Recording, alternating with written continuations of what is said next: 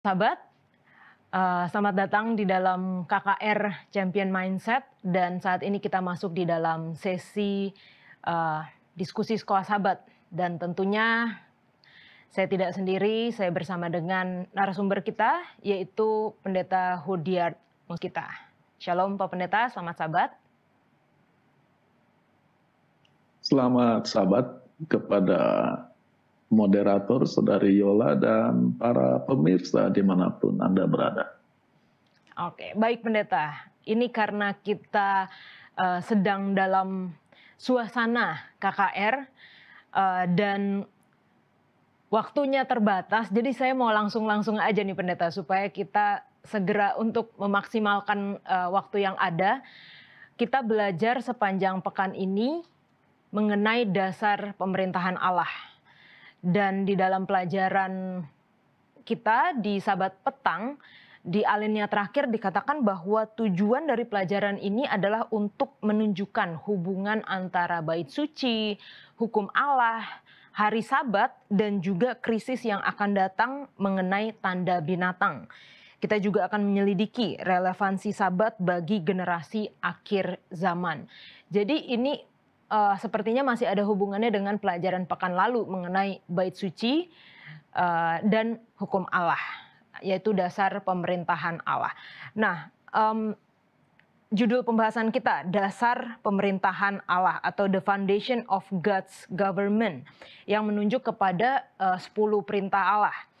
Pertanyaan yang pertama adalah, di pelajaran kita ada komentar yang bisa membuat argumen orang mengatakan bahwa 10 hukum atau 10 perintah itu sudah tidak berlaku lagi sejak Yesus disalibkan. Dan itu tercermin atau argumennya bisa dikatakan mengambil dari Kolose 2 ayat 14, di mana di bagian akhir dari ayat itu dikatakan itu ditiadakannya dengan memakukannya pada kayu salib. Jadi kesannya kematian Yesus itu meniadakan hukum. Apa yang pendeta bisa jelaskan dari ayat ini? Terima kasih untuk pertanyaan tersebut. Apa kita boleh menampilkan slide supaya kita bisa baca Alkitab bersama-sama? Baik, terima kasih. Sebagaimana tadi sudah dibaca oleh Yola, bagian akhir dari ayat ini berbicara tentang ditiadakan, memakukan pada kayu salib, yang mana bagi sebagian orang, dua kata kerja ini dipahami sebagai sehubungan dengan kata hukum, ketentuan hukum. Untuk itu mungkin ada baiknya kita melihat konteks dari Kolose 2 ayat 14. Dan untuk menelusuri konteksnya kita harus pergi ke ayat 1 dari Kolose 2. Karena aku mau supaya kamu tahu, kamu bisa memperoleh segala kekayaan, keyakinan, pengertian, bisa mengenal rahasia Allah, yaitu Kristus. Jadi Rasul Paulus sedang bicara tentang pekerjaan Tuhan Yesus. Lalu di ayat yang ke-13, ayat sebelum ayat 14, di sana ayatnya berbicara tentang pengampunan segala pelanggaran. Jadi segala kekayaan, keyakinan, pengertian, rahasia Allah di dalam Tuhan Yesus adalah berbicara tentang pengampunan dari pelanggaran atau dosa. Dan ketika Tuhan mengampuni, ayat 14 mengatakan, pengampunan itu mempunyai efek yaitu atau akibat yaitu menghapuskan surat hutang yang oleh ketentuan-ketentuan hukum mendakwa dan mengancam kita, dan itu ditiadakannya dengan memakukannya pada kayu salib.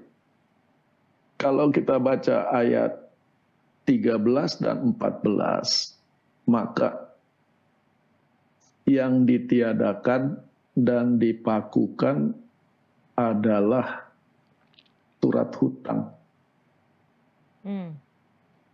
Ketika Tuhan mengampuni umat manusia, maka tindakan itu adalah menghapuskan surat hutang. Nah, bagaimana surat hutang itu dihapuskan? Yaitu ditiadakannya dengan memakukannya pada kayu salib. Dan dengan surat hutang dihapus, kita tidak lagi terdakwa, kita tidak lagi terancam. Sekarang kita bergerak lebih jauh, kita harus bicara tentang ketentuan-ketentuan hukum yang mendakwa dan mengancam kita. Sedang berbicara apa Paulus di sini? Paulus sedang berbicara tentang perjanjian yang dalam bahasa Inggrisnya disebut the covenant. Masalahnya kata covenant dan kata perjanjian adalah kata usang kuno yang jauh dari zaman di mana kita hidup. Maka kalau menggunakan pemahaman kontemporer, kita sebut saja kontrak. Paulus sedang berbicara tentang suatu kontrak, suatu perjanjian. Perjanjian apa? Untuk ini kita harus mundur ke buku Keluaran pasal 19. Di ayat 3 kita baca di sana, Musa naik menghadap Allah, lalu Tuhan berpesan kepada Musa, beginilah kau katakan kepada keturunan Yakub, beginilah kau beritakan kepada Israel. Apa yang disuruh diberitakan? Jika kamu sungguh-sungguh mendengarkan firman-Ku dan berpegang pada perjanjian-Ku, maka kamu akan menjadi harta kesayangan-Ku, kamu akan menjadi bagiku kerajaan imam dan bangsa yang kudus. Inilah penawaran Tuhan. Mengikat perjanjian, berpegang pada perjanjianku, bikin kontrak dengan Israel. Mendengar hal itu, dikatakan Musa yang tadinya naik menghadap Allah, dia turun, lalu dia menghadap para tua-tua bangsa itu, dan disampaikan tawaran kontrak Tuhan tadi. Dan kepada tawaran itu, ayat 8, seluruh bangsa itu menjawab bersama-sama, segala yang difirmankan Tuhan akan kami lakukan. Maka kalau kita lihat, inilah kontrak perjanjian antara Tuhan dengan Israel. Tuhan menawarkan berkat kepada mereka 3 lapis, harta kesayangan, kerajaan imam, bangsa yang kudus. Syaratnya mendengarkan firman dan berpegang pada perjanjian. Israel menjawab, setuju. Segala yang difirmankan Tuhan akan kami lakukan. Kalau kita perhatikan di slide ini, di ayat 5 dan di ayat 8, kata firman diulangi. Firman apa ini? Maka inilah firman yang di Keluaran 19 ayat 5. Jika kamu sungguh-sungguh mendengarkan firman-Ku, di Keluaran 20 ayat 2, Allah mengucapkan segala firman ini. Yang mana secara salah kaprah dikenal sebagai 10 hukum, padahal seharusnya 10 firman. Keluaran 20 ayat 3 sampai 17.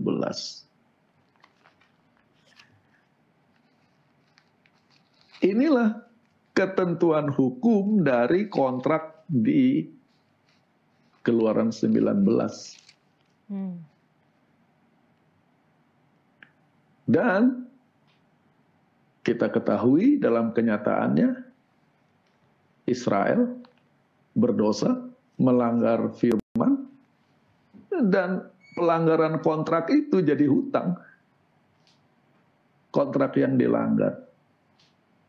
Maka penebusan kematian Tuhan Yesus adalah menghapuskan dakwaan kontrak yang dilanggar itu. Ancaman hukuman terhadap pelanggaran kontrak. Itulah yang dimaksud dengan Kolose 2 ayat 14, menghapuskan surat hutang yang oleh ketentuan-ketentuan hukum, menunjuk kepada 10 hukum dalam tanda kutip di Keluaran 20 yang mendakwa dan mengancam kita. Lalu, siapa yang melanggar hukum dia mati. Maka apa yang Tuhan Yesus lakukan, dia mati bagi umatnya. Dan kematian itu meniadakan dakwaan dan ancaman pelanggaran kontrak. Dengan memakukannya pada kayu salib. Benar, Yesus dipaku di kayu salib. Tetapi pada saat yang sama, Paulus sedang menggunakan praktek umum pada zaman di mana dia hidup, yaitu kita masih hidup zaman dahulu kala, di mana segala transaksi itu berbasiskan tunai, cash base transaction. Belum ada credit card, belum ada sistemnya. Maka kalau sampai ada orang berhutang, itu sudah menjadi rahasia umum. Semua orang tahu siapa berhutang.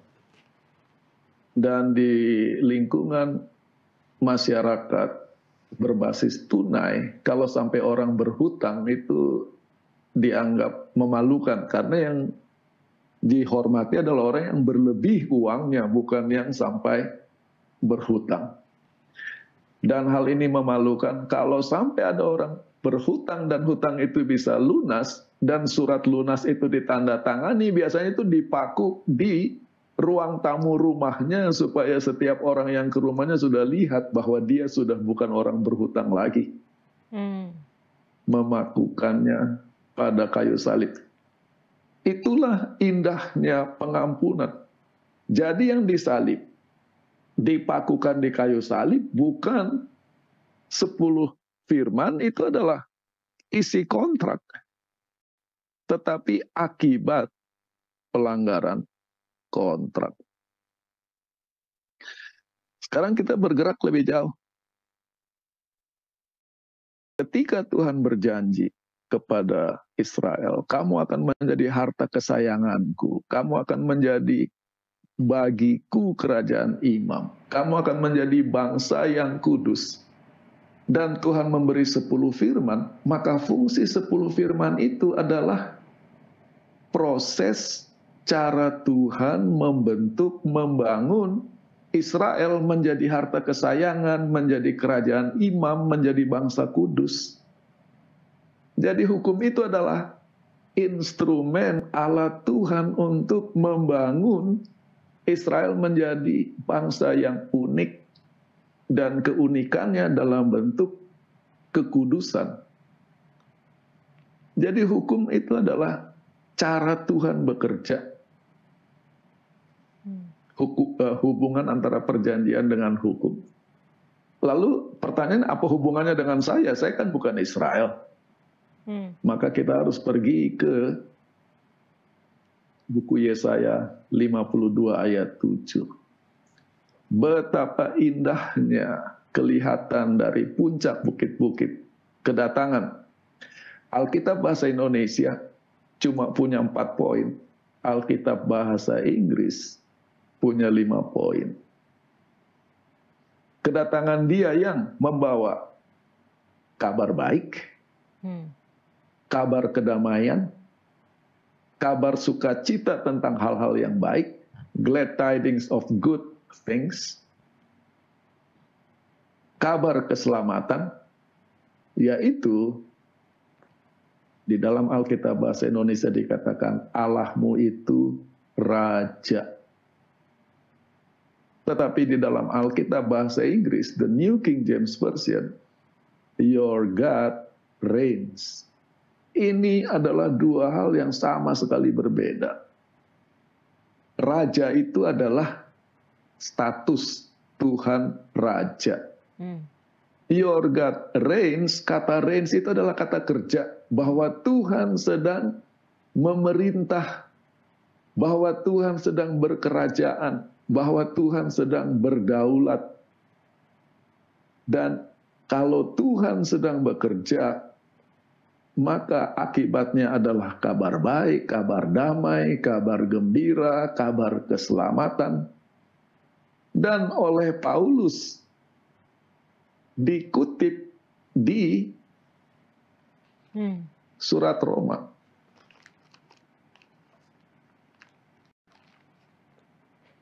Pasal 10. Betapa indahnya kedatangan mereka yang membawa kabar baik. Maka Paulus melihat bahwa pelayanannya sebagai rasul adalah kegenapan dari janji di Yesaya 52. Bahwa Tuhan hendak berkerajaan di dalam hidup semua manusia. Bahwa Injil dalam bahasa Alkitab dikabarkan kepada orang kafir. Maka sekarang membandingkan Yesaya dengan Keluaran 19, menjadi harta kesayangan Tuhan, menjadi bangsa yang kudus, menjadi kerajaan imam, ditawarkan kepada semua orang. Bahwa Tuhan ingin berkerajaan, berdaulat di dalam hidup masing-masing kita. Yang akibatnya kedamaian, kabar baik, keselamatan. Dan dengan itu 10 firman adalah janji Tuhan untuk membangun kehidupan masing-masing manusia menjadi atau dituntun kepada kehidupan yang lebih baik.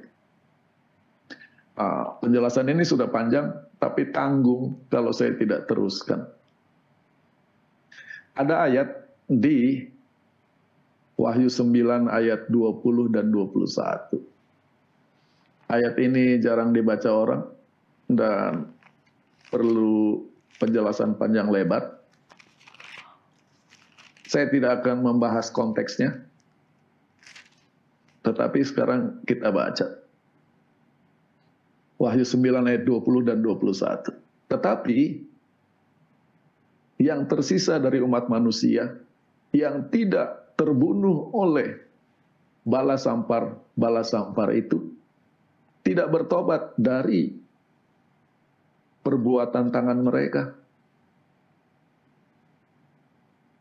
yaitu harusnya mereka tidak menyembah setan-setan, tidak menyembah berhala-berhala dari emas, perak, tembaga, batu, kayu, yang tidak bisa melihat, tidak bisa mendengar, dan tidak bisa berjalan. Mereka tidak bertobat dari pembunuhan-pembunuhan yang mereka lakukan, sihir-sihir yang mereka lakukan, kegiatan seks tidak bermoral yang mereka lakukan, pencurian yang mereka lakukan. Ayat ini, Wahyu 9 ayat 20 dan 21, merujuk kepada 10 hukum. 3 hukum pertama, jangan ada Allah lain di hadapan hadiratku, jangan membuat patung ukiran, jangan sujud menyembah, beribadah. Tetapi sisa umat manusia yang tidak terbunuh oleh bala sampar itu tidak bertobat dari perbuatan tangan mereka, yaitu jangan menyembah setan-setan. Jadi kalau kita lihat korelasi antara Keluaran 20 ayat 3 dengan Wahyu 9 ayat 20, kalau tidak menyembah Tuhan, kita menjadi menyembah demon. Lalu menyembah berhala. Lalu ayat 21 menunjuk kepada 4 hukum, yaitu Keluaran 20 ayat 13 sampai 16. Jangan membunuh, jangan berzina, jangan mencuri, dan di Keluaran 20 jangan bersaksi dusta, sekarang melakukan sihir. Mengapa saya bawa ayat ini?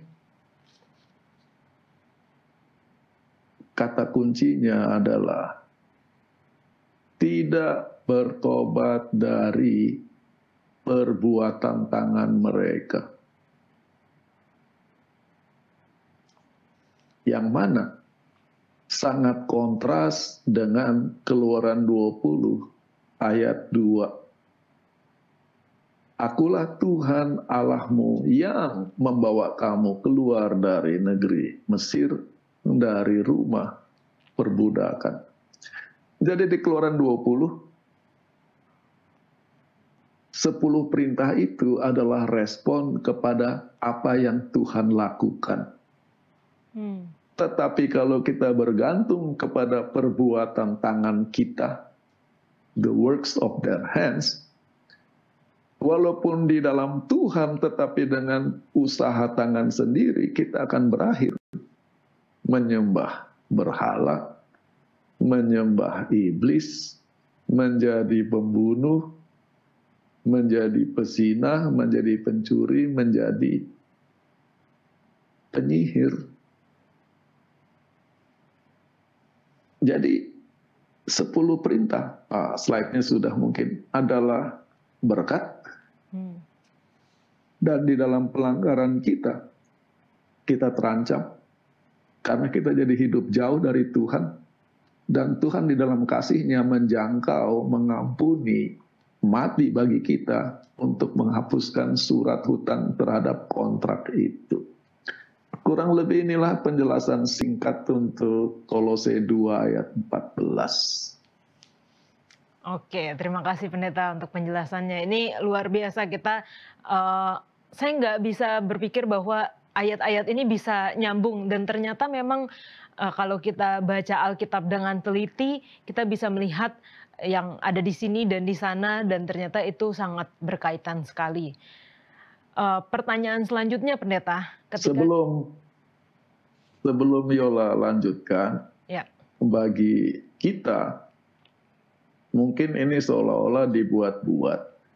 Tetapi kalau kita menempatkan diri di dalam paradigma berpikir Paulus, Yesaya, buat mereka Israel dipilih Tuhan menjadi bangsa yang kudus, kerajaan imam, itulah identitas mereka. Jadi kalau mereka bicara tentang Tuhan berkerajaan, surat hutang, perjanjian, selalu kepada Keluaran 19 dan 20. Kita yang tidak akrab dengan itu, jadi kita kira tidak ada hubungan. Oke, silakan. Iya, betul Pendeta. Nah, tadi saya ingin melanjutkan. Tadi Pendeta sudah jelaskan mengenai 10 perintah yang ada di Keluaran 20. Dan kita belajar mengenai dasar pemerintahan atau fondasi pemerintahan Allah. Yang adalah 10 hukum atau 10 perintah ini. Tapi itu kan baru diberikan di Keluaran 20 Pendeta, setelah Tuhan membawa bangsa Israel keluar dari Mesir. Apa yang terjadi sebelumnya? Karena ada juga orang yang berargumentasi bahwa 10 hukum itu hanya untuk orang-orang Israel atau sekarang Yahudi saja Pendeta. Terima kasih. Dari satu segi argumentasi mereka benar. Karena diberikannya 10 perintah bersamaan dengan lahirnya Israel jadi bangsa. Jadi sekarang Tuhan memilih satu bangsa yang kecil, bangsa budak, untuk dijadikan proyek percontohan. Untuk membuat daya tarik apa yang Tuhan bisa lakukan kepada manusia yang dibandingkan dengan bangsa lain secara budaya kalah, secara level pendidikan kalah. Ini yang baru keluar ini budak. Kalau Tuhan mengambil bangsa yang budayanya sudah tinggi lalu diberi, bangsa lain akan merasa kami tidak mungkin. Tetapi ini diambil bangsa yang tidak signifikan.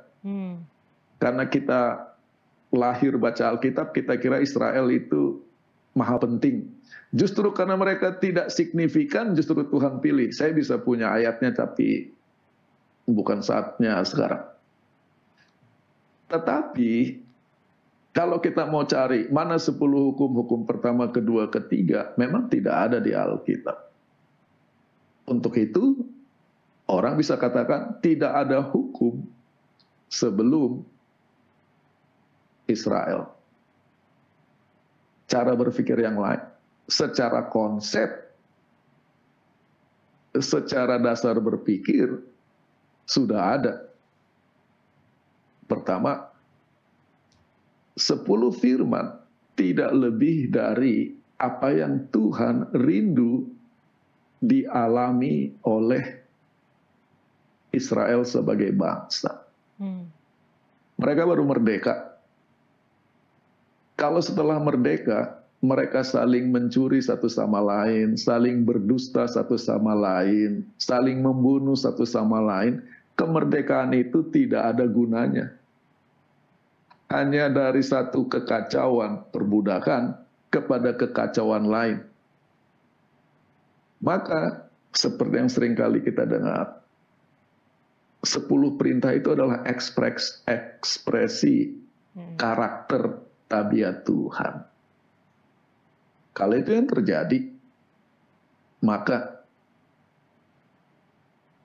secara konsep 10 perintah itu muncul di dalam rencana penciptaan manusia. Manusianya belum diciptakan, konsepnya sudah dibangun. Baiklah kita menjadikan manusia menurut gambar dan rupa kita. Maka Allah menciptakan manusia itu menurut gambarnya, menurut gambar Allah diciptakannya dia. Ayat 26 adalah rencana, ayat 27 adalah eksekusi. Jadi, pertanyaannya sekarang, bahwa manusia diciptakan menurut gambar dan rupa Allah, itu akhir cerita atau awal cerita? Biasanya orang membaca ayat ini sebagai akhir cerita. Tuhan berencana, Tuhan melakukan, Adam diciptakan menurut gambar dan rupa Allah. Selesai. Yang kita lupa, Allah itu kekal. Maka, proses mencerminkan gambar dan rupa Allah adalah kegiatan seumur hidup, bahkan rencananya kegiatan sepanjang masa kekekalan. Dari hari ke hari, hidup kita, hidup umat manusia mencerminkan gambar dan rupa Allah.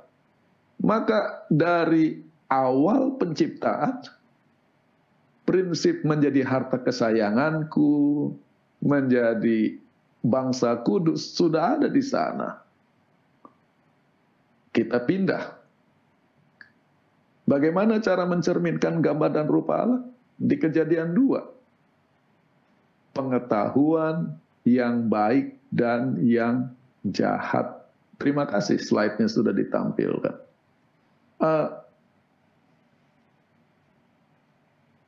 Kata di Kejadian 2 ayat 17 ini penting untuk kita perhatikan. Bahasa Inggrisnya good and evil, baik dan jahat, bukan benar dan salah, bukan baik dan buruk, tetapi kontrasnya baik dan jahat. Segala sesuatu yang negatif itu dalam alam pikiran orang Ibrani namanya jahat, evil. Bukan jelek, bukan salah, bukan buruk, tetapi evil. Dan manusia diajar untuk hidup menghindari evil dan mempromosikan goodness, kebaikan. Dan ini sudah, jangan ini, jangan itu, jangan yang jahat-jahat seperti daftar negatif di 10 perintah. Kita bergerak lebih jauh. Di Kejadian 2, pengetahuan tentang yang baik dan yang jahat. Di Kejadian 6, Tuhan melihat umat manusia itu kejahatannya besar.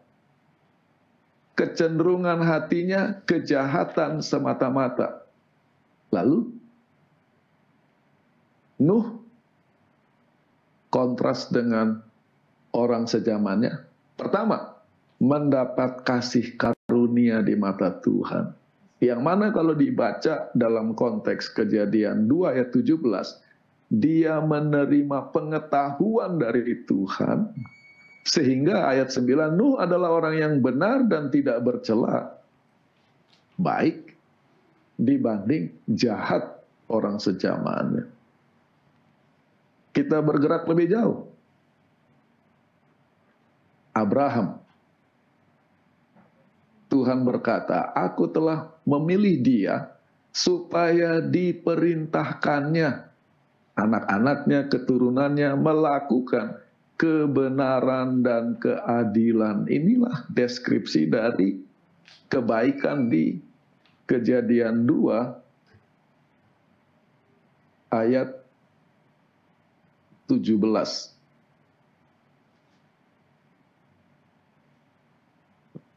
Di dalam cerita Abraham, di Kejadian 18, di ayat 19 tentang Abraham, Tuhan rindu supaya pengetahuan tentang kebaikan diperintahkan, diajarkan, dilakukan. Kontrasnya, orang Sodom dan Gomora sangat berat dosanya, jahatnya. Jadi sebetulnya sejak penciptaan, minimal kita sampai Abraham, karena habis itu ceritanya tentang Ishak, Yakub, lalu buku Keluaran 20. Jadi sepanjang zaman sebelum Keluaran 20, secara konsep yang namanya dalam tanda kutip hukum selalu ada. Karena itulah yang menentukan siapa manusia benar dan siapa manusia yang tidak benar. Mungkin itu yang bisa saya sampaikan. Oke, baik Pendeta. Jadi kalau yang saya tangkap bahwa 10 perintah itu adalah ekspresi dari manusia, dan itu adalah kalau di Kejadian dikatakan menurut gambar dan rupa Allah. Itulah yang dikatakan 10 perintah itu adalah karakter Allah. Jadi secara konsep sudah ada, hanya kalau di bayangan saya mungkin ada juga yang mengatakan bahwa kenapa bangsa Israel pada saat itu diberikan 10 perintah, karena mereka bangsa budak yang baru keluar, jadi perlu dikasih poin-poin gitu, Pendeta. Seperti itu ya, Pendeta ya? Ya, bisa dikatakan seperti itu. Sayang kita tidak punya waktu untuk membahas itu panjang lebar. Baik, Pendeta. Itu perlu pembahasan tersendiri. Oke. Nah, di pelajaran di awal diskusi kita tadi saya sudah membacakan bahwa salah satu tujuan pelajaran kita adalah menunjukkan hubungan antara bait suci dengan hukum Allah, dan kita sudah mempelajari mengenai bait suci di pelajaran pekan yang lalu, dan dikatakan masih di Sabat Petang melalui pembelajaran kitab suci yang intensif, umat Advent mulai memahami pentingnya hukum Taurat di tempat kudus di bait suci surgawi. Dari semua dan berbagai topik-topik yang penting di dalam Alkitab, mengapa topik mengenai bait suci surgawi ini sangat penting dan sangat dipelajari oleh pionir dari gereja kita, Pendeta? Pertama-tama, para pionir gereja kita adalah orang-orang cerdas dan orang-orang rohani.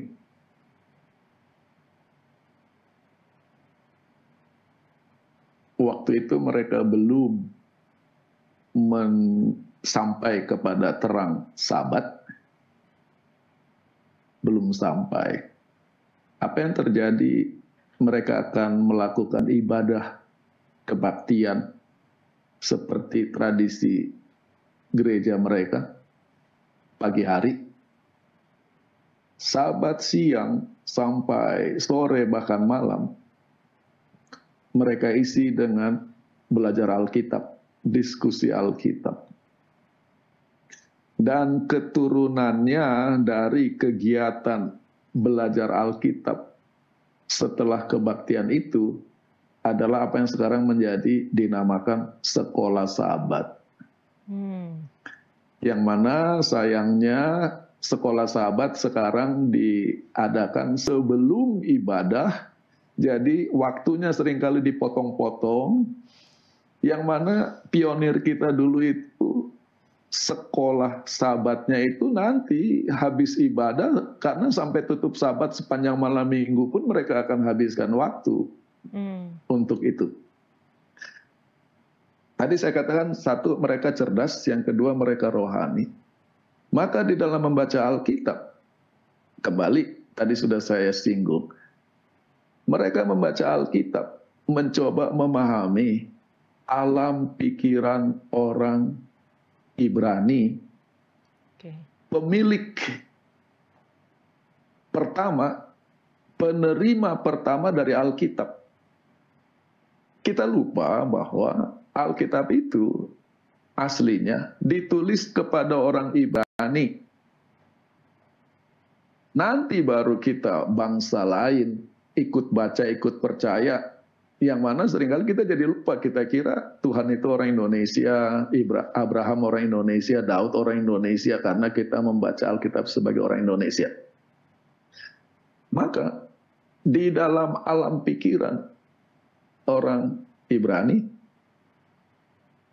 nanti akan kita bahas yang namanya kemah suci, bait suci itu tidak terpisahkan dari kehidupan mereka. Bisa dikatakan itu adalah center, fokus, pusat kehidupan mereka. Lalu di Alkitab ada yang kita tidak perhatikan, tidak kita simak. Surat kepada orang Ibrani. Bukan surat kepada orang Indonesia, bukan surat kepada orang Amerika, tetapi surat kepada orang Ibrani. Itu yang ditemukan oleh pionir kita. Nanti dalam surat kepada orang Ibrani, tolong slide-nya ditampilkan, kita akan baca Alkitab lagi. Di Ibrani 8 ayat 1. Yang Alkitab bahasa Indonesia katakan inti segala yang kita bicarakan. Alkitab bahasa Inggris bagi saya lebih enak. The main point. Poin utama dari yang kita bahas, pasal 1 sampai pasal 7, kita punya imam besar.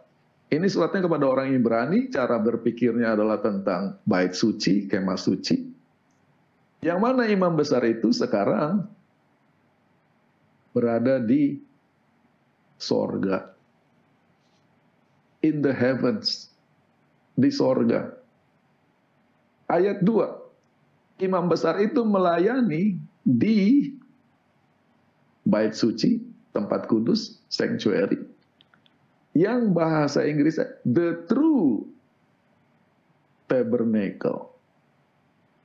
Tempat kudus yang sejati, yaitu yang sebenarnya yang ada di sorga, yang didirikan oleh Tuhan, bukan oleh manusia. Lalu, surat kepada orang Ibrani ini berbicara tentang leluhur mereka merindukan tanah air surgawi. Ibrani 11 ayat 16. Ibrani 12 ayat 22 bicara tentang Yerusalem surgawi.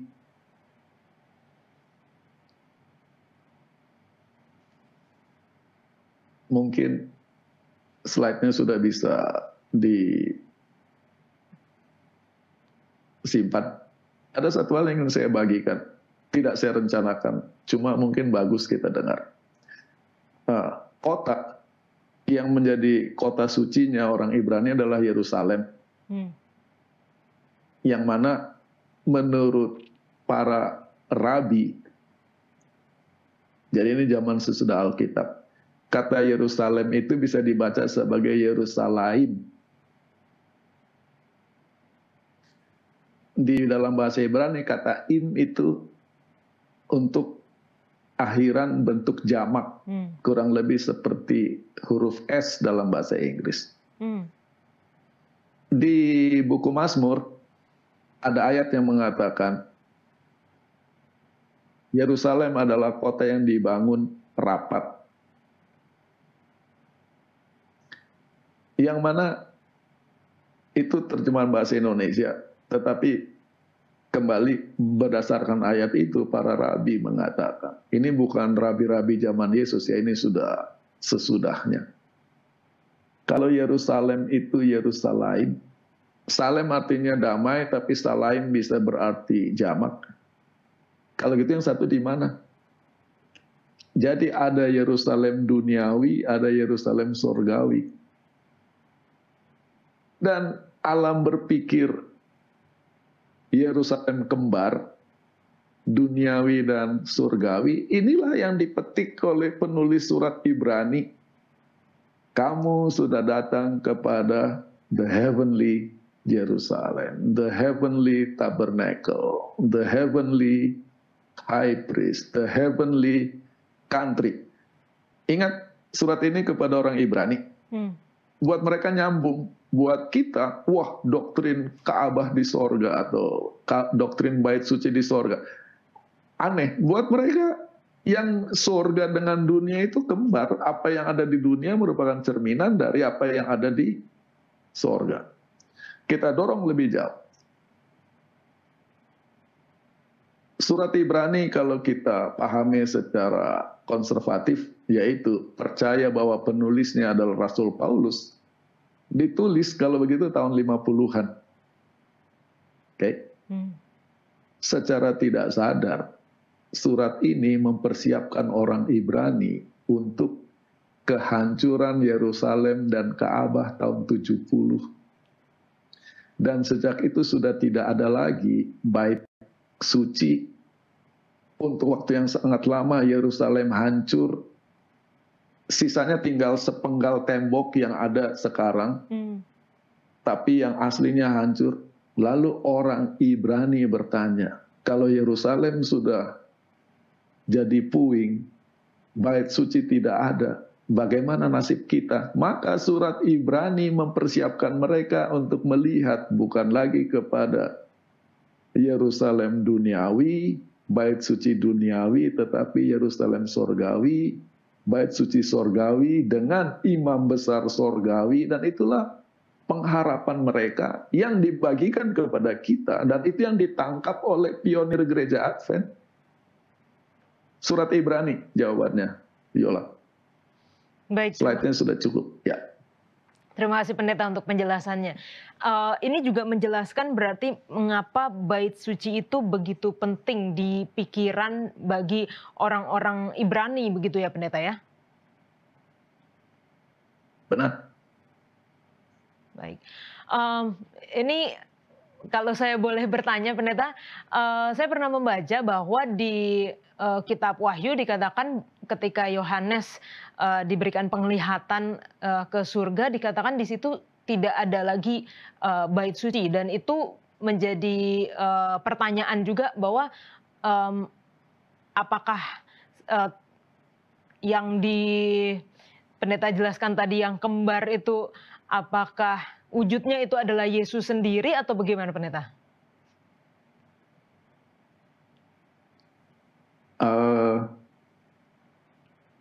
Sebelum saya jawab, pertanyaan itu akan saya jawab, tetapi sebelum saya sampai ke sana, saya akan mengomentari komentar dari Yola bahwa yang namanya bait suci, kemah suci itu sangat penting dan bahkan merupakan center fokus pusat dari alam pikiran orang Ibrani. Bisa dikatakan bahwa, atau sebelum saya sampaikan, tolong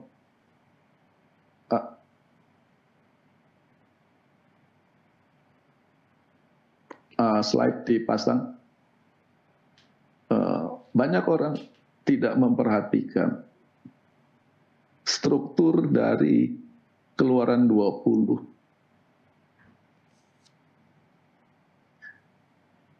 Keluaran 20 itu 10 perintahnya ada di ayat 3 sampai 17. Perintah pertama sampai perintah ke-10. Yang perlu kita perhatikan adalah apa yang terjadi sebelum 10 perintah dan apa yang terjadi sesudah 10 perintah. Lalu Allah mengucapkan segala firman ini. Ayat 1. Ayat 2. Akulah Tuhan Allahmu yang membawa engkau keluar dari tanah Mesir, dari tempat perbudakan. Disinilah problem kalau kita langsung lompat ke ayat 3. Jangan ini, jangan itu, jangan ini, jangan itu. Lupa bahwa 10 perintah adalah respon terhadap apa yang Tuhan sudah lakukan. Kalau tidak ada ayat 1 dan 2, 10 perintah tidak ada gunanya. Karena mereka masih budak, mereka masih menderita. Tetapi 10 perintah menjadi indah karena mereka sudah diselamatkan, sudah ditebus dari perbudakan. Mereka hidup sebagai orang selamat, orang merdeka untuk menikmati keselamatan, menikmati kemerdekaan. Karena Tuhan yang melakukan, maka kamu tidak akan bertuhan yang lain. Ya, itu sudah lalu 10 perintah. Di dalam hal ini Tuhan tahu dengan segala keterbatasan, kelemahan manusia, mereka akan melanggar, akan berdosa. Maka di penutupan setelah 10 perintah di ayat 24, kau buatlah mezbah, persembahkanlah di atasnya 1 korban bakaran, yaitu korban keselamatan. Ayat 1 dan 2 bicara tentang keselamatan, ayat 24 bicara tentang jaminan keselamatan setelah melanggar 10 perintah. Aku akan datang memberkati engkau. Janji berkat kepada mereka yang gagal memelihara 10 perintah. Dan konsep mezbah, korban bakaran, korban keselamatan, Tuhan memberkati, inilah cikal bakal kemah suci yang di kemudian hari menjadi bait suci. Boleh slide-nya disimpan. Kalau mau dikatakan bagi paradigma berpikir orang Ibrani, yang namanya kemah suci dengan halamannya, dengan segala upacara di dalamnya, itu adalah kesempurnaan kecil di dunia yang penuh dosa. Pertama, a small perfection in an imperfect world. Kesempurnaan kecil. Yang kedua, a heaven on earth, sorga kecil di bumi. Ya, mendengar kata tadi, kesempurnaan kecil, sorga kecil di bumi, kita tidak paham mahalnya kata itu. Sekarang kita lihat, apa ciri utama dari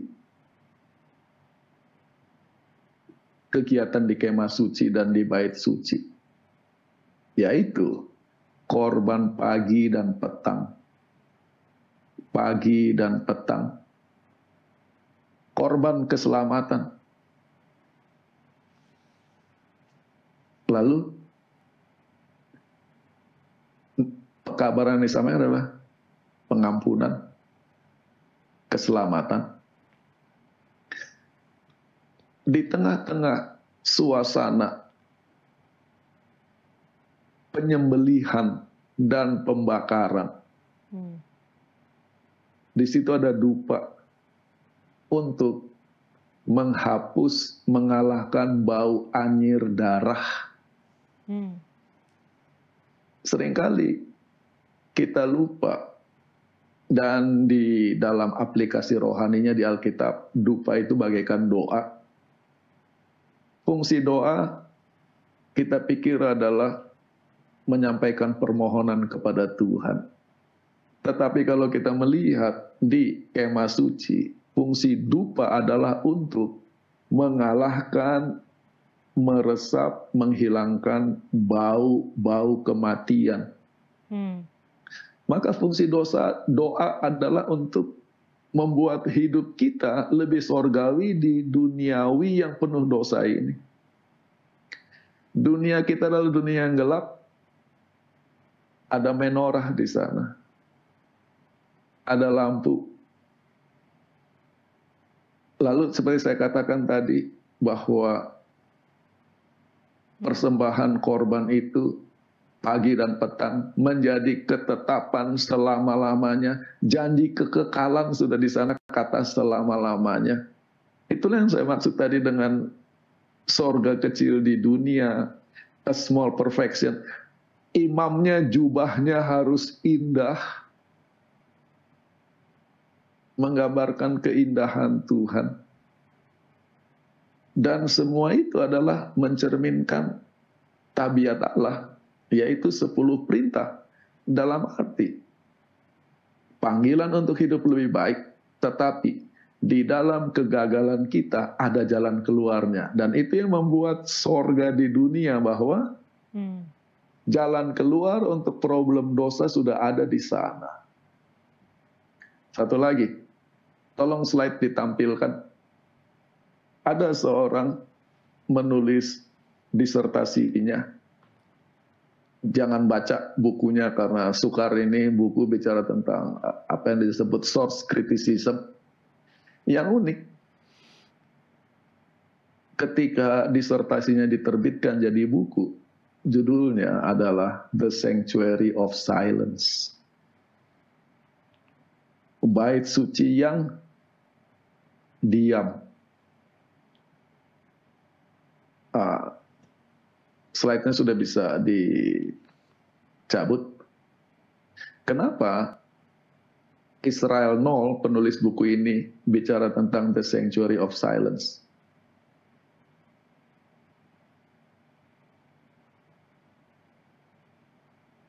Yang kita lupa, upacara di Ka'bah tidak ada kata-kata, tidak ada khotbah, tidak, semua dilakukan dengan diam.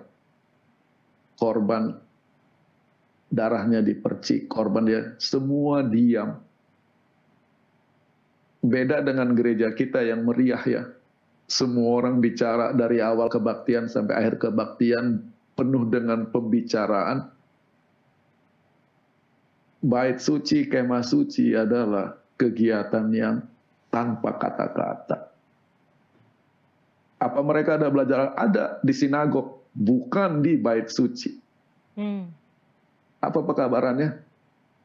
Pekerjaan keselamatan yang Tuhan lakukan adalah pekerjaan 24 jam, 7 hari tanpa henti, dan dilakukan dengan diam-diam, tanpa kata-kata, tanpa ribut-ribut. Tuhan terus melakukan jaminan keselamatan.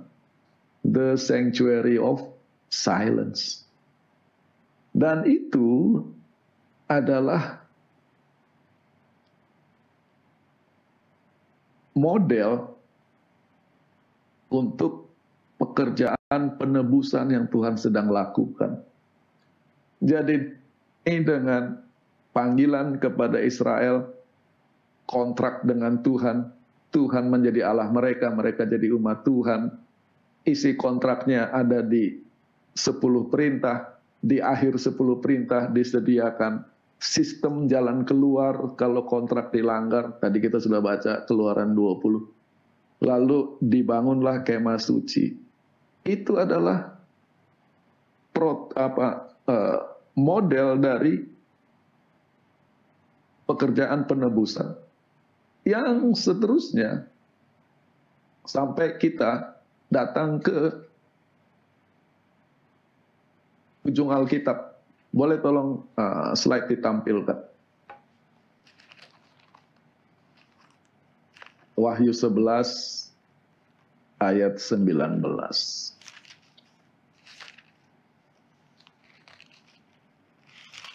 Maka bait suci Allah yang di sorga terbuka, dan tabut perjanjiannya terlihat di dalam bait suci itu. Saya akan baca ayat ini dalam bahasa Indonesia ya. Maka terbukalah bait suci Allah yang di sorga, dan kelihatanlah tabut perjanjiannya di dalam bait suci itu. Alkitab bahasa Inggris mengatakan, the temple of God, bait suci Allah, was open, terbuka, di sorga. Jadi di sorga ada bait suci. Dan tabut perjanjiannya, the ark of His covenant, was in His temple. Kelihatan di bait sucinya, yang nama Alkitab bahasa Indonesia menterjemahkan sebagai bait suci itu. Bait sucinya, tabut perjanjiannya, bait suci Allah. Jadi bait suci ada di sorga. Wahyu 11, Wahyu 15. Setelah hal-hal itu, aku melihat, dan lihatlah,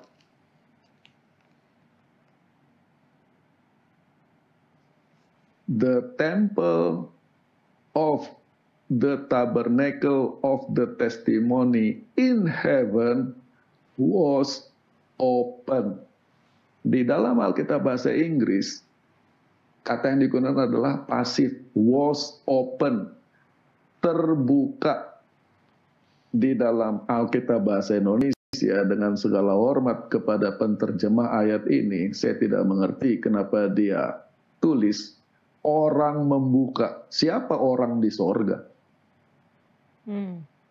Yang terjadi adalah terbuka, was open, bukan dibuka orang. Lalu kita perhatikan di sini, apa yang terbuka? The temple, bait suci of the tabernacle of the testimony, kemah kesaksian. Ayat ini sangat unik. Mengapa? Ini adalah kata-kata yang disambung.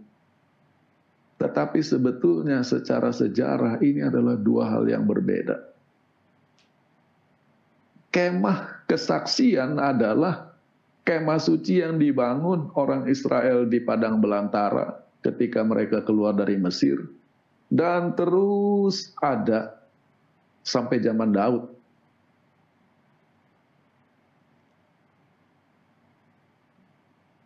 Mungkin sebelum zaman Daud, zaman Samuel, dibakar orang Filistin itu kemah kesaksian ini. Tetapi bait suci, the temple, adalah yang materialnya dipersiapkan Daud dan dibangun oleh Sulaiman, yang sempat hancur oleh Babylon, dibangun lagi oleh Zerubabel sampai zaman Tuhan. Itulah the temple. Jadi yang kelihatan di sorga, the temple of the tabernacle of the testimony, menunjukkan bahwa mau itu kemah, mau itu bangunan bait suci secara konkret, itu intinya sama. Ada di sorga. Lalu sekarang saya akan menjawab pertanyaan Yola. Kalau begitu, mengapa di penutup Alkitab dikatakan tidak ada bait suci? Sebelum sampai ke ayat itu, kita harus baca Wahyu 21 ayat 3. Lalu aku mendengar suara yang nyaring dari tahta itu berkata, lihatlah, kemah Allah ada di tengah-tengah manusia, dan ia akan diam bersama-sama dengan mereka. Mereka akan menjadi umatnya, dan ia akan menjadi Allah mereka. Behold the tabernacle of God. Jadi bukan the tent of God, tabernacle. Itu adalah kata untuk kemah suci. Sepintas ayat ini berdiri sendiri. Tetapi sebetulnya Wahyu 21 ayat 3 adalah gema dari Keluaran 25 ayat 8 dan 9. Kita belajar bahasa Ibrani sedikit, kata syakan, kata kerja syakan. Artinya to dwell, to stay, to live, tinggal, syakan.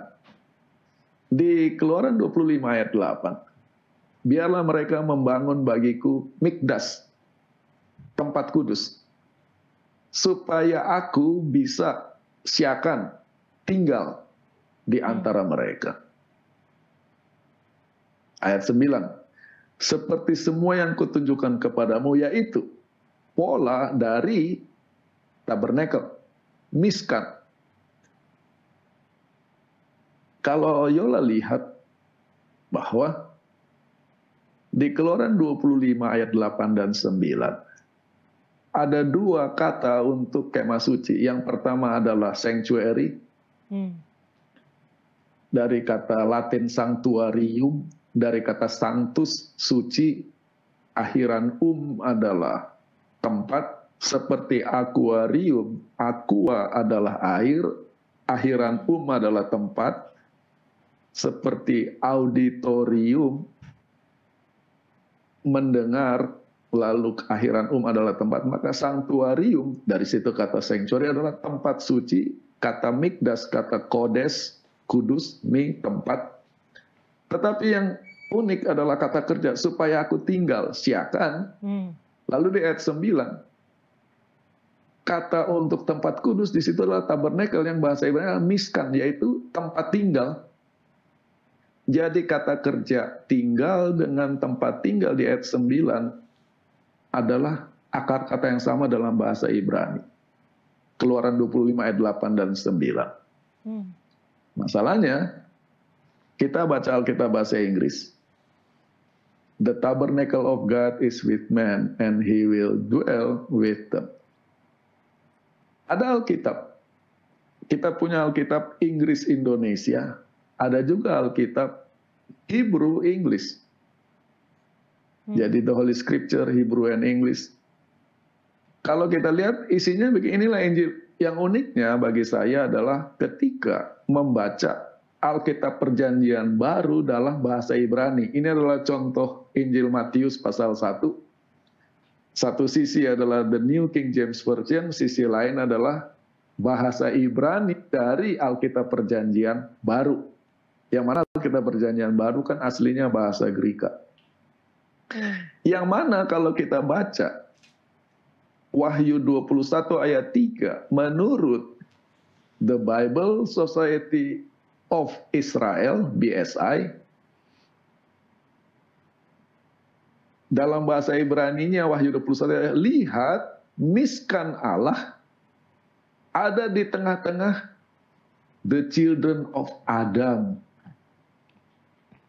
Bukan karena kita bahasanya with men, udah tafsirnya anak-anak Adam. Menunjuk buku Kejadian, kita semua anak Adam. Dan dia akan siakan, jadi kata tabernakel, miskan dengan siakan, kata kerja dan kata tempat. Yang mana menunjukkan bahwa ketika Yohanes menulis Wahyu 21 ayat 3, itu adalah kegenapan dari Keluaran 25 ayat 8 dan 9. Keluaran 25 ayat 8 dan 9 adalah bentuk percontohan konkretnya untuk manusia, pekerjaan penebusan. Ketika kita sampai di Wahyu 21, pekerjaan penebusan selesai. Tuhan tinggal bersama dengan umatnya, bukan secara abstrak, tetapi secara literal, sama-sama di sorga. Dan karena pekerjaan penebusan sudah selesai, dan cita-cita di Keluaran 25 ayat 8 dan 9 sudah digenapi, maka di pasal yang sama, Wahyu 21, Yohanes katakan, saya tidak lihat lagi bait suci di dalamnya. Di Wahyu 11, Wahyu 15, dan saya bisa kasih tunjuk ayat-ayat lain di buku Wahyu, dia lihat, aku melihat bait suci di sorga, bait suci di sorga. Tetapi ketika sampai di Wahyu 21, setelah Tuhan tinggal bersama dengan umatnya, tabernacle with his people, the sons of Adam, I saw no temple in it. Ibaratnya pekerjaannya selesai, proyeknya ditutup. Kenapa? Sebab Allah Tuhan yang Maha Kuasa adalah bait-Nya. Bahasa Inggris lebih jelas. Because the Lord God Almighty and the Lamb are the temple. Jadi ketika kita akhirnya bertemu Tuhan muka dengan muka, hidup bersama Tuhan, genaplah proyek bait suci dan kemah suci. Mungkin slide-nya bisa, itulah yang bisa saya terangkan sehubungan dengan pertanyaan tadi. Terima kasih penjelasannya Pendeta. Ini sangat menarik ketika kita mempelajari bait suci, karena itu kayak bisa dikatakan GPS ya buat kita sampai kita bertemu dengan Tuhan nanti di surga. Ada satu pertanyaan, mungkin ini terakhir pendeta, tapi menurut saya ini penting karena di awal tadi kita juga sudah menyatakan bahwa hubungan antara bait suci, hukum Allah kita sudah mengcover itu, tetapi juga hari Sabat. Karena di dalam bait suci, di dalam tabut perjanjian kita menemukan hukum Allah di situ dan ada hukum yang sangat menarik di situ yaitu hukum keempat, hukum mengenai hari Sabat. Apa yang pendeta bisa jelaskan dari hal ini? Menarik buat siapa? Hukum keempat.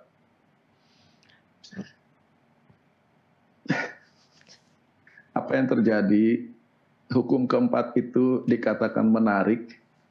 Hukum itu menarik untuk pionir gereja Advent. Mengapa? Karena mereka lahir, bertumbuh, besar, dan menjadi dewasa sebagai pemelihara hari Minggu. Maka ketika mereka menemukan hukum keempat, mereka katakan itu menarik.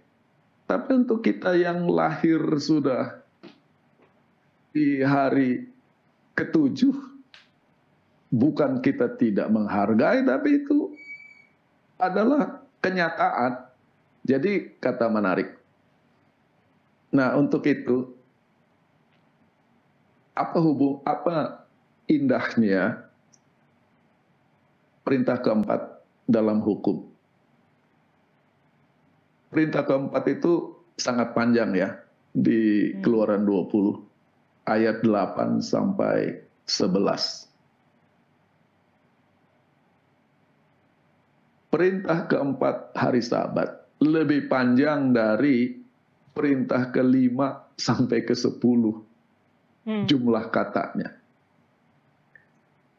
Karena waktu kita terbatas, yang ingin saya sampaikan adalah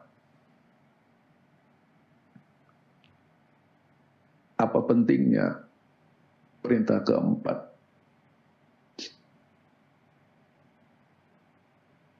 Perintah keempat dan kelima adalah, kan kalau cuma satu kita satu-satunya. Maka karena ini ada dua-duanya adalah perintah yang sifatnya positif, bukan jangan.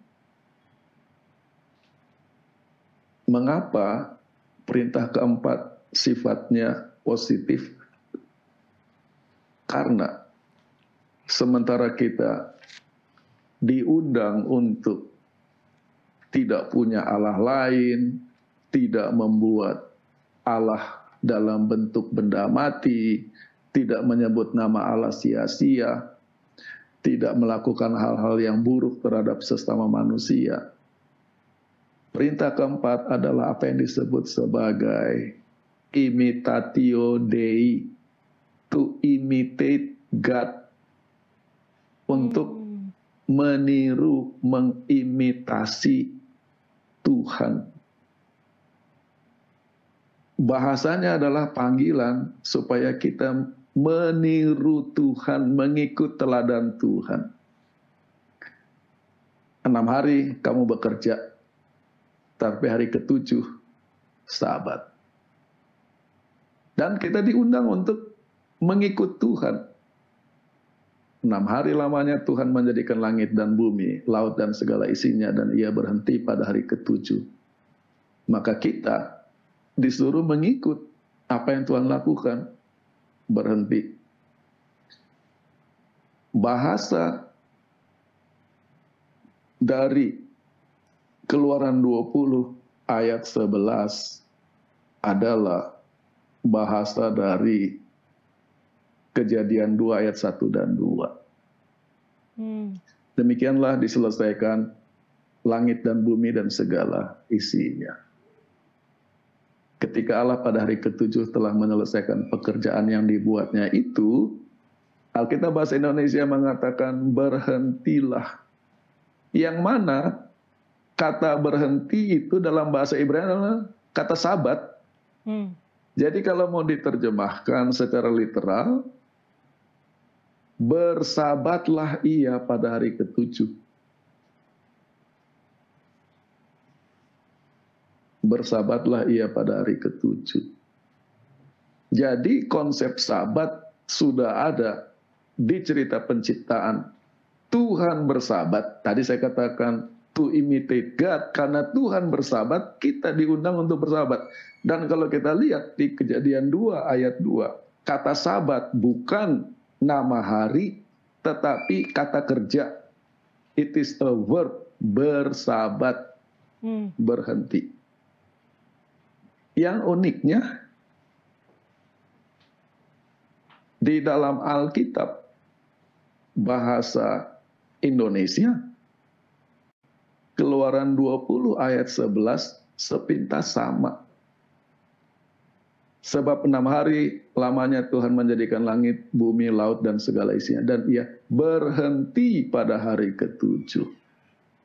Tetapi di dalam bahasa Ibraninya, kata kerja di situ bukan sabat, bukan bersabat, tetapi Noah.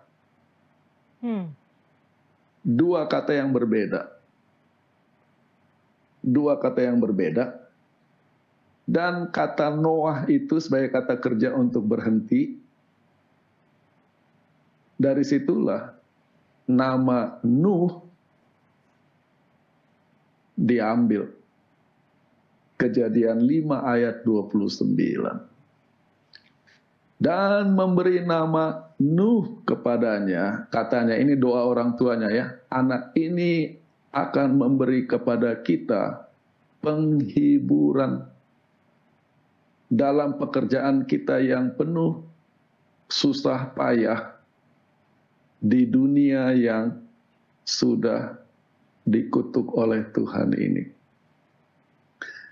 Apa yang terjadi di Keluaran 20? Sementara merujuk kepada Kejadian 2, perintah ini saling melengkapi. Dari satu segi, kita diundang untuk bersabat, to stop, berhenti dari segala kegiatan. Perhentian macam apa? Perhentian penghiburan, saling menghibur, saling menguatkan, dari hidup yang penuh susah payah. Dibangun di atas kata kerja. Disinilah gereja Masih Advent hari ke-7 yang pelajaran sekolah sabatnya mengatakan hukum keempat itu penting. Seringkali secara tidak sadar kita kehilangan makna dari bersahabat. Slide-nya sudah bisa diturunkan. Apa yang terjadi kalau kita perhatikan, kita tidak punya waktu. Objek yang disuruh berhenti pada hari ke-7 itu 7 ya. Kamu, hambamu, anakmu laki-laki, perempuan, 3, hambamu laki-laki, orang, pokoknya 7. Dan kita berhenti. Yang kita tidak tahu semangat di balik Keluaran 20 ayat 11. Kata berhenti di situ punya makna. Kita saling menghibur satu sama lain. Kita saling menguatkan satu sama lain di dunia yang penuh dengan susah payah. Berkat sabat ini yang banyak kita hilang, karena bagi banyak orang, sabat perhentian dan kita berjuang untuk tidak kerja hari Sabat, tidak sekolah hari Sabat. Yang mana itu benar. Tetapi jangan sampai kita kehilangan penghiburan di dalam Sabat. Dan kata ini sudah sangat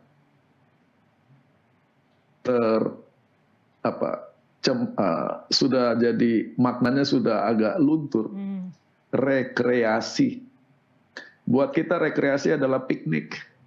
Pergi ke tempat hiburan, tetapi kata creation, Sabat adalah tempat ketika Tuhan menghibur kita, menguatkan kita, to recreate us secara sistematik dan secara tetap per 7 hari, 7 hari, 7 hari dihibur oleh Tuhan. Itulah namanya sabat, rest, berhenti untuk mendapat penghiburan. Dan harusnya kegiatan kita ketika ibadah, kita jadi terhibur, dikuatkan, disegarkan. Pada hari Sabat, bukan hanya sekedar berhenti. Mungkin itu yang bisa saya bagikan tentang pentingnya dan uniknya hukum keempat. Kita diundang untuk mengimitasi Tuhan, dan Tuhan punya berkat di sana. Amin.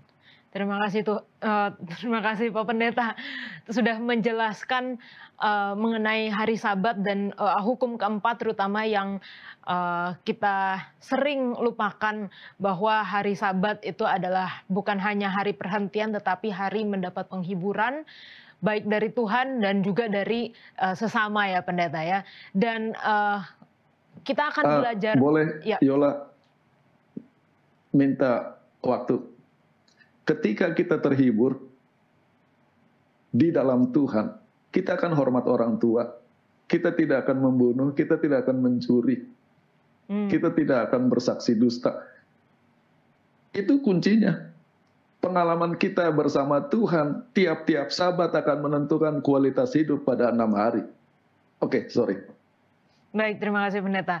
Dan kita juga akan mempelajari lebih dalam lagi mengenai hari Sabat ini yang merupakan materai Allah, karena kita bisa melihat ada materai di dalam hukum keempat, tetapi mungkin karena waktu kita saat ini terbatas, dan kita akan pelajari di pekan-pekan berikutnya, di sahabat-sahabat berikutnya. Pendeta boleh berikan kesimpulan singkat atas pelajaran kita dasar pemerintahan Allah.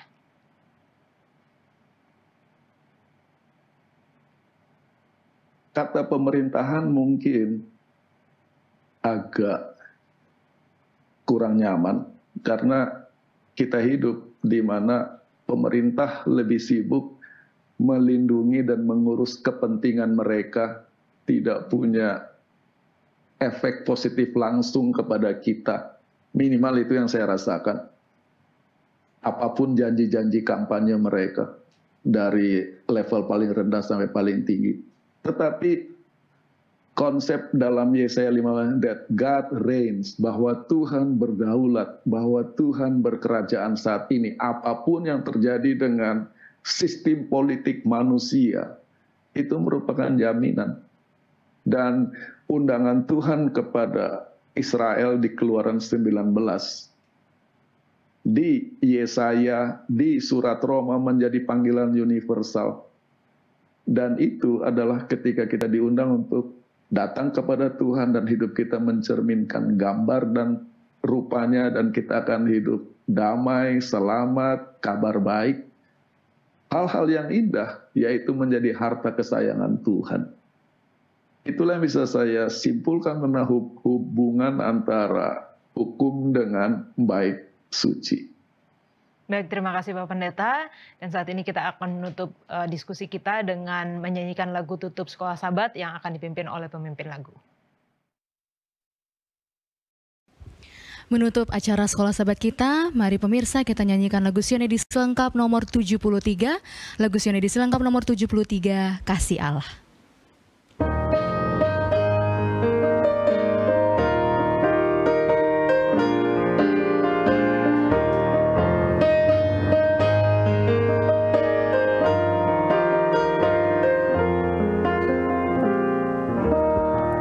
Kasih Allah tak terbilang, lidah tak dapat uraikan, lebih tinggi dari bintang, lebih dalam dari lautan. Yang berdosa diselamatkan oleh korban Yesus, yang telah sesat didamaikan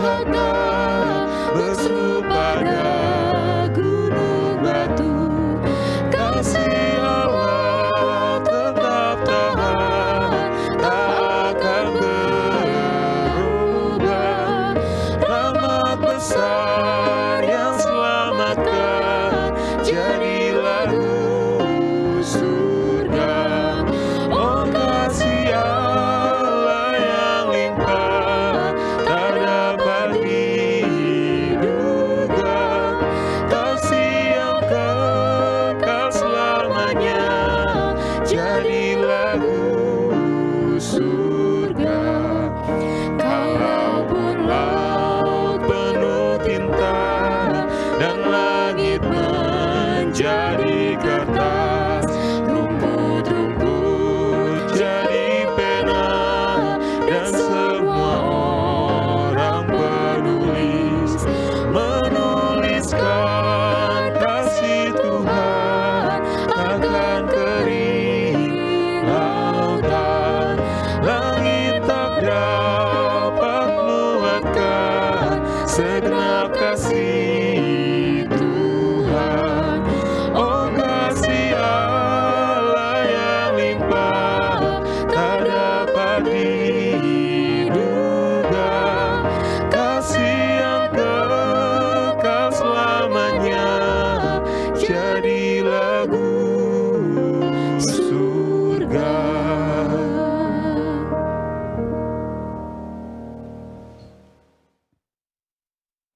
Mari kita berdoa. Tuhan Bapa di sorga, terima kasih untuk waktu yang terasa singkat. Kami diberi kesempatan untuk berbincang tentang tema yang tidak saja besar, tetapi penting, indah, dan agung di Alkitab. Yang sayangnya untuk banyak orang di zaman ini, kesannya negatif, yaitu hukum-hukum Tuhan. Yang kesannya sangat usang dan tidak relevan. Kemah suci, bait suci. Yang mana kalau kami lihat, sebetulnya itu adalah pekerjaan penebusan yang Engkau rindu kerjakan di dalam hidup masing-masing kami. Maka doa kami pada saat ini adalah kiranya Engkau yang sekarang sedang melayani, bekerja di kemah suci sorgawi, turunkanlah sorga ke dalam hidup masing-masing kami.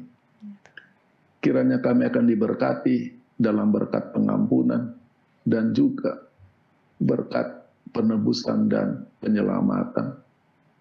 Menjadi kabar baik, menjadi kabar damai, menjadi kabar penghiburan dalam hidup kami. Kiranya Tuhan juga berkati acara KKR yang sedang berlangsung agar dapat berjalan dengan baik, menjadi berkat bagi banyak orang, kemuliaan menjadi nama-Mu. Dan Tuhan berkati rangkaian ibadah selanjutnya. Di dalam nama Tuhan Yesus kami berdoa. Amin.